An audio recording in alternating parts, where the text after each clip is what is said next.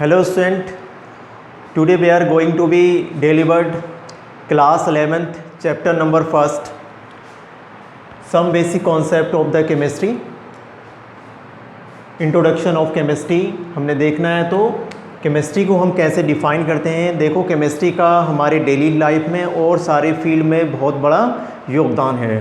तो chemistry is the branch of science that studies the composition, properties and interactions, है ना।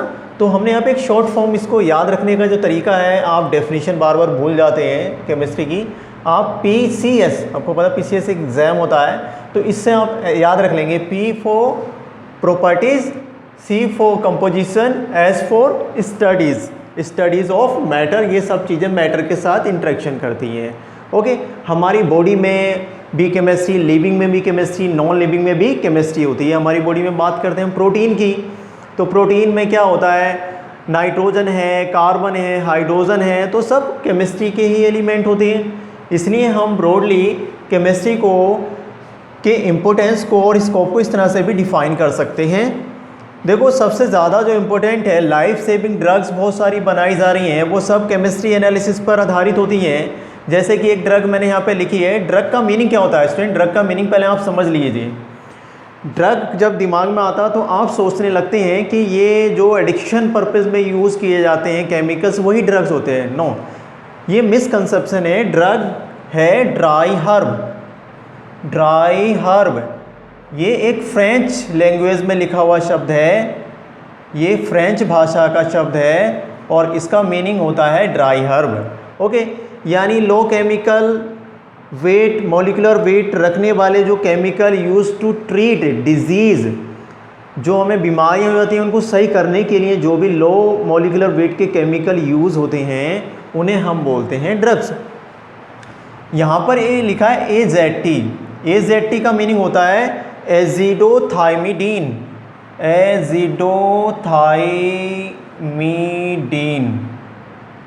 एजिडोथाइमिडीन ये use की जाती है टू ट्रीट AIDS, है ना एड्स में। यानी ये हो कॉज्ड बाय एक्वायर्ड इम्यूनो, समझते हैं आप, डेफिशिएंसी सिंड्रोम। ठीक है, शॉर्ट में लिख दिया तो acquired immuno deficiency syndrome caused by virus HIV human immuno deficiency virus होता है, तो उससे ये होता है AIDS। Okay ads. तो इसके लिए एक दवाई बनाई गई है, इसको ख़त्म तो नहीं करती है, लेकिन इसके अंदर जो वायरस होते हैं उन वायरस को थोड़ा सा ये कम करती है। तो एजिडोथाइमिडीन। एक ड्रग और है cisplatin use to treat cancer. तो ये कैंसर के ट्रीटमेंट में यूज़ की जाती है। और भी बहुत सारी ऐसी ड्रग्स हैं, आपको पता है कि पैरासीटामोल है ना। तो ऐसी बहुत सारी पेनकिलर और एंटीबायोटिक ड्रग्स हैं जो कि केमिस्ट्री एनालिसिस, केमिकल रिएक्शन पर बेस्ड होती हैं। ओके, नेक्स्ट, बहुत सारे हम क्रॉप फील्ड में फर्टिलाइजर्स यूज़ करते हैं। तो क्रॉप फील्ड में जो हम फर्टिलाइज़र यूज़ करते हैं यील्ड को बढ़ाने के लिए उस क्रॉप की, तो हम वो भी क्या है, केमिकल रिएक्शन पर ही बेस्ड होते हैं। ओके, अब सोप इंडस्ट्रीज़, बहुत सारे जो साबुन बनाए जाते हैं वो भी किस पर बेस्ड होते हैं, इस पर ही। जैसे कि ग्लिसरॉल और NaOH डालते हैं आप, ग्लिसरॉल, यहाँ आप ऑयल ले लेंगे और इसमें आप NaOH डालते हैं, तो यहाँ पर क्या बन जाता है, सोप बनता है। तो industrial preparation based on the chemistry reactions. Okay, now the dyes are the permanent colour. ठीक है, जो परमानेंट कलर होते हैं, बहुत सारी डाइज बनाई जा रही हैं, वो भी केमिकल रिएक्शन पर बेस्ड होती हैं। Next, polymer. देखो पॉलीमर क्या होते हैं, higher molecular mass compound when monomer unit combined and form higher molecular mass compound that is called polymer. ठीक है, तो यहाँ पे जो बेंड हो रहा है काफ़ी हद तक, उसको बहुत ज़्यादा पॉल्यूशन फैलाता है। सिंपल सा हम बोलते हैं पॉलीथीन। तो पॉलीथीन देखो केमिकल रिएक्शन पर ही बेस्ड है केमिस्ट्री की। यहाँ हमारे पास ये इथीन है और इथीन के जो मोनोमर होते हैं, this is monomer of ethene. Temperature, pressure and suitable catalyst की प्रेजेंस में पॉलीमेराइजेशन कर कर ये बनाते हैं पॉलीथीन। ओके, क्या बनाते हैं? पॉलीथीन। तो देखो ये केमिकल लिख रहा है, केमिकल रिएक्शन पर बेस्ड है, तो पॉलीमर्स बहुत सारे बनते हैं, वो भी केमिकल रिएक्शन पर बेस्ड होते हैं। तो केमिस्ट्री का स्कोप पॉलीमर में भी है। Okay, understanding the formation of ozone, जो ओजोन की लेयर है वो किस तरह से केमिकल रिएक्शन करके, यानी O3 का जो फॉर्मेशन होता है, नेसेंट ऑक्सीजन और डाइऑक्सीजन जो है, ये किस तरह से ओजोन O3 का फॉर्मेशन करते हैं, वो सारी केमिस्ट्री की रिएक्शन पर ही बेस्ड होता है। ओके, तो इसको आप अच्छे से नोट्स बनाते जाएंगे साथ साथ में, ठीक है। लॉकडाउन का समय चल रहा है, आप घर पे रहकर अपनी पढ़ाई इस तरह से कर सकते हैं और अच्छे से नोट्स आप बनाएंगे, ठीक। इसको नोट कीजिए, फिर हम आगे बढ़ते हैं।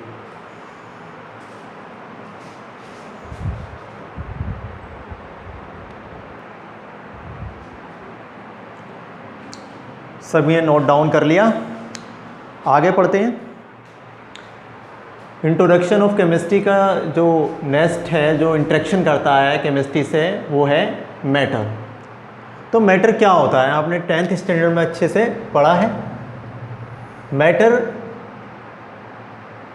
सराउंड स्पेस एंड हैव मास, ठीक है। Anything surround space and have mass, that is called matter. Okay, matter classified in physical classification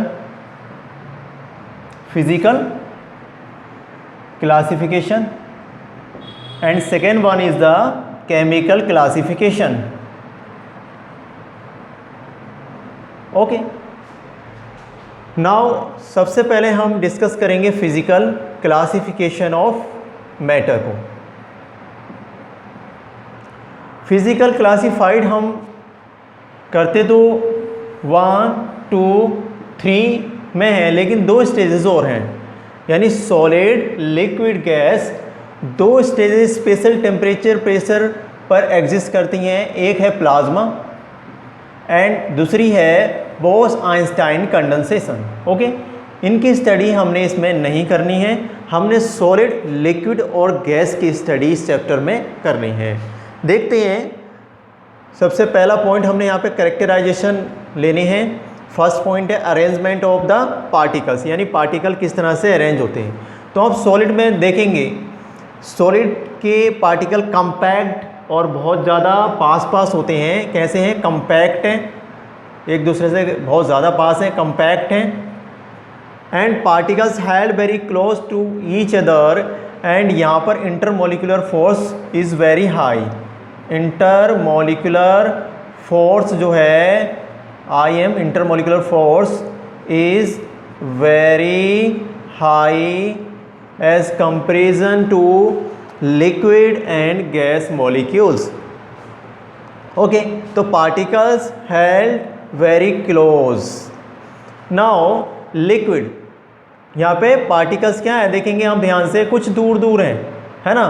तो particles not very close as liquid, particles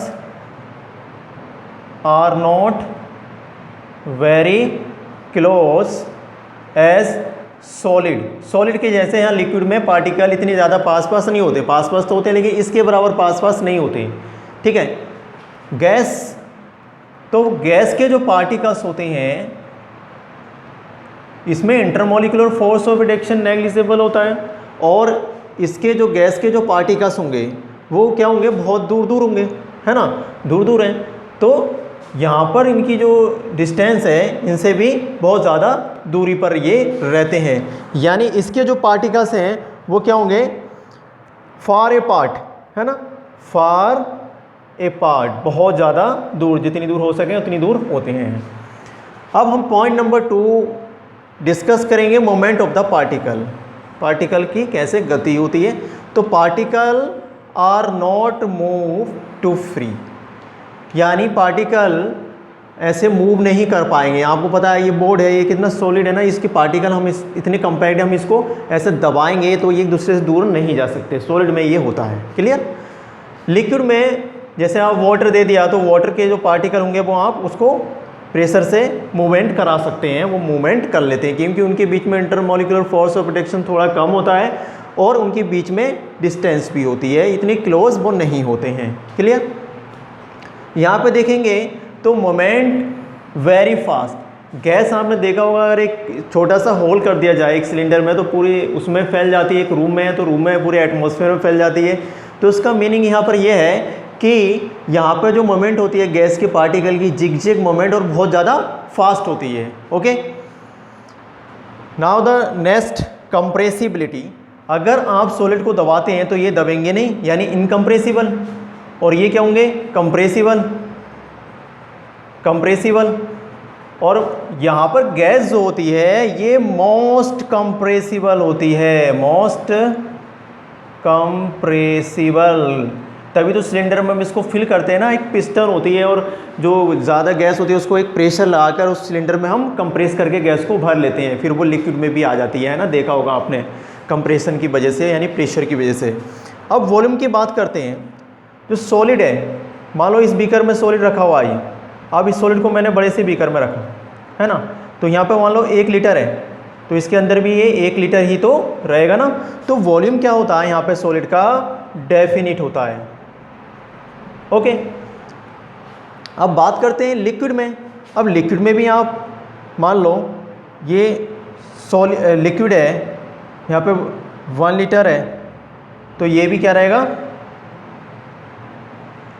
1 litre ही तो रहेगा। यहाँ पे सॉलिड हम 1 लीटर नहीं 1 ग्राम में ग्राम या 1 किलोग्राम में बात करेंगे तो यहाँ पर भी ये इतना ही रहेगा, इसका वॉल्यूम जो भी होगा ना 1 किलोग्राम, या उसमें भी आप यूज़ कर सकते हैं, ठीक है।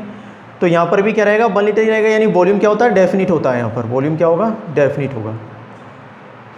इसमें बात करेंगे गैस में, तो गैस में जैसे एक बड़ा सी सिलेंडर में आपने 1 लीटर गैस फिल की तो यहाँ पे पूरे को सराउंड कर लेगी ना ये गैस, तो ये जिस भी कंटेनर में भरा उसी के जैसे वॉल्यूम हो जाता है। जैसे 1 लीटर गैस का वॉल्यूम इस 5 लीटर के सिलेंडर में भरा तो 5 लीटर के सिलेंडर के बराबर हो जाएगा।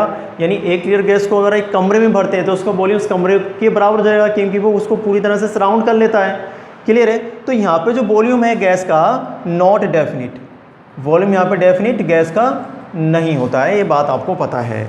अब शेप की बात करते हैं स्टूडेंट। तो शेप जो है देखो, सॉलिड में तो चेंज ही नहीं होता है, आपने इसको उठा के मतलब इतना ही शेप रहेगा इसका, जो जितना शेप है यहाँ पर, जितना यहाँ पे शेप है उसका दूसरी जगह रखेंगे तब भी शेप वैसा ही रहेगा। तो शेप क्या होता है, डेफिनिट होता है ना। और यहाँ पे क्या है देखो आप, यहाँ ऐसा था शेप, अब यहाँ पे चेंज हो गया तो यहाँ पे नॉट डेफिनिट, लिक्विड में नॉट डेफिनिट।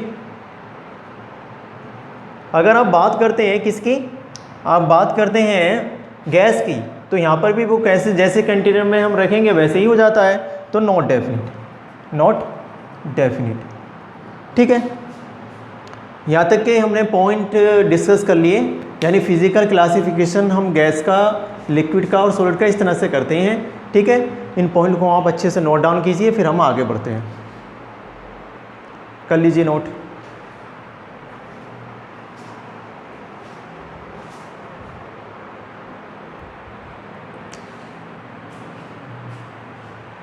नोट डाउन हो गया सभी का। अब हम पढ़ते हैं chemical classification of metal. Metal को केमिकली हम कैसे क्लासिफाई करेंगे, तो प्योर सब्सटेंसेस और मिक्सचर में हम इसको क्लासिफाई करते हैं। प्योर सब्सटेंसेस की जब हम बात करते हैं तो यहाँ पे हम बात करेंगे फिज्ड कंपोजिशन, यहाँ पे कंपोजिशन फिज रहेगा। हम मिक्सचर की बात करेंगे तो यहाँ पे जो कंपोजिशन होगा, कंपोजिशन है वेरिएबल कंपोजिशन, इसका कंपोजिशन वेरिएबल रहता है। Pure substances are classified into elements and compounds. बात आती है कि एलिमेंट्स क्या है। एक प्योर सब्सटेंसेस है और जैसे ये कोई एलिमेंट है, suppose that this is element, इसके कॉन्स्टिट्यूएंट पार्टिकल्स जो हैं वो सेम एटम्स को रखते हैं, यानी एलिमेंट्स के सारे जो एटम हैं वो सेम होने चाहिए। गोल्ड है तो गोल्ड के अंदर जितने भी एटम होंगे, गोल्ड जो एलिमेंट है उसके अंदर जितने भी एटम होंगे वो कैसे होंगे, एक ही जैसे होंगे, ठीक है। तो एलिमेंट्स जो है वो एक समान एटम्स को रखता है, ठीक है। दो तरह के एटम उसके अंदर नहीं होंगे, इसलिए वो प्योर है, एक समान एटम को रखेगा। गोल्ड है तो गोल्ड की एटम, सिल्वर है तो सिल्वर की एटम, आयरन है तो आयरन के ही एटम उसके पास होने चाहिए, ठीक है। अब एलिमेंट्स के बाद दूसरा है हमारा कंपाउंड। कंपाउंड में more than one kind of particles, what फिज रेशियो।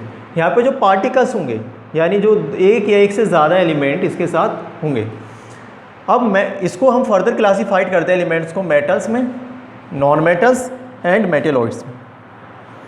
देखो मेटल्स क्या होती हैं, आपने पढ़ा है, लस्टर प्रॉपर्टी रखती हैं, है ना, और क्या होती हैं, कंडक्टर होती हैं, है ना, एक्सेट्रा ये सब।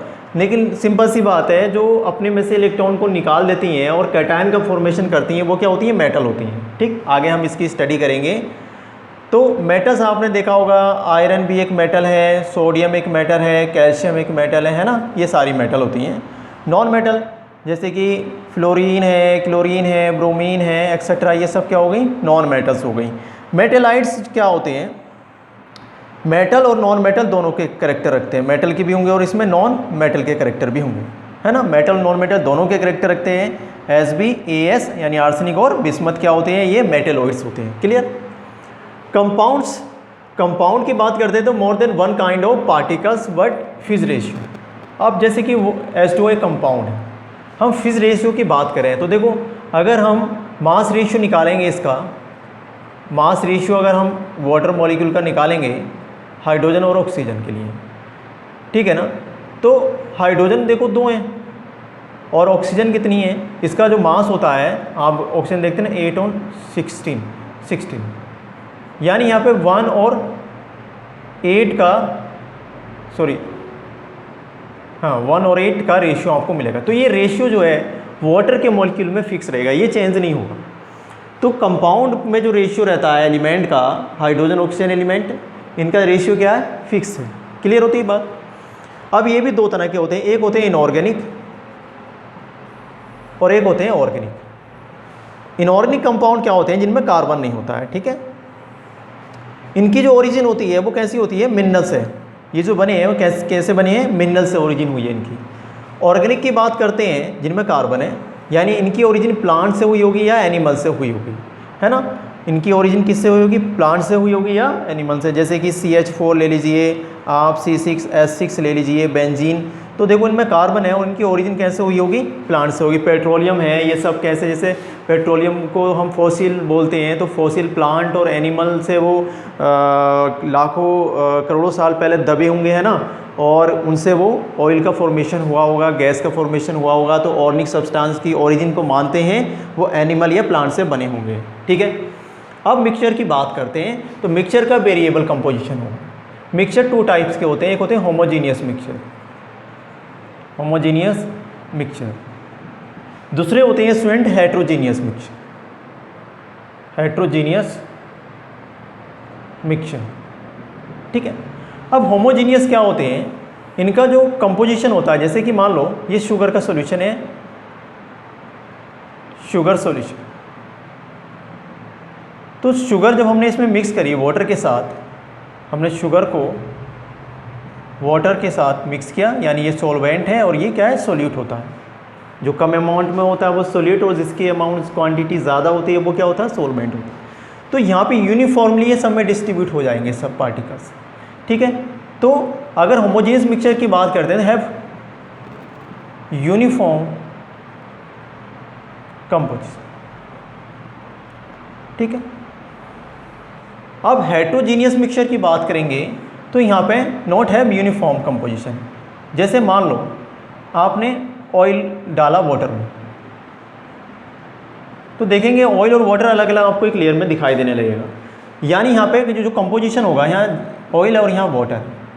तो हेट्रोजीनियस मिक्सचर में यहाँ पे नॉट हैव यूनिफॉर्म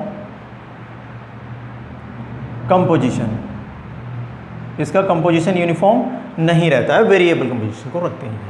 ठीक है, तो यहाँ पे एग्जाम्पल आपको बहुत सारे मिल जाएंगे, जैसे शुगर का सॉल्यूशन है ना, उसके बाद सोडियम क्लोराइड का सॉल्यूशन आप बना लेंगे, जो शरबत होता है ना, वो सब क्या है, होमोजीनियस मिक्सचर में आ गए। इसके एग्जाम्पल की अगर हम बात करते हैं, देखो यहाँ पे एलॉयज़ वो कैसे होती हैं, हेट्रोजीनियसली होती हैं।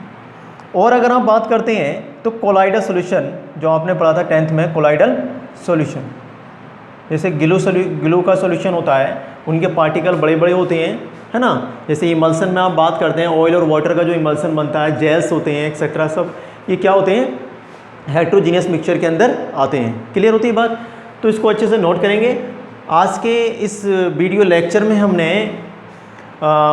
मैटर्स का क्लासिफिकेशन, यानी जो इंट्रोडक्टिव पॉइंट थे मैटर के क्लासिफिकेशन के, यहाँ तक हमने इसको डिस्कस कर लिया है। लेक्चर नंबर 2 में हम आगे की चीज़ें डिस्कस करेंगे, इसको आप अच्छे से नोट्स कर लेना।